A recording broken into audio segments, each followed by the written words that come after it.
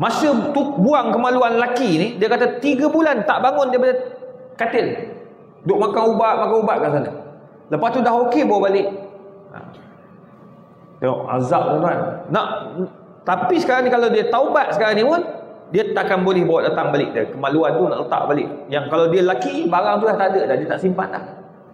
Kecuali ada orang nak derma. Adakah orang mukhlisin nak derma? Baru ni saya tanya dekat Negeri Sembilan. Ada pakcik depan Tok Bilal. Gigi pun tak ada dah. Dia kata biar saya mati pun saya takkan derma ya. Mana biar dia mati pun barang tu takkan dibagi dia bagi. Dan aku takkan bagi dia. Biar saya mati pun tak apa ya.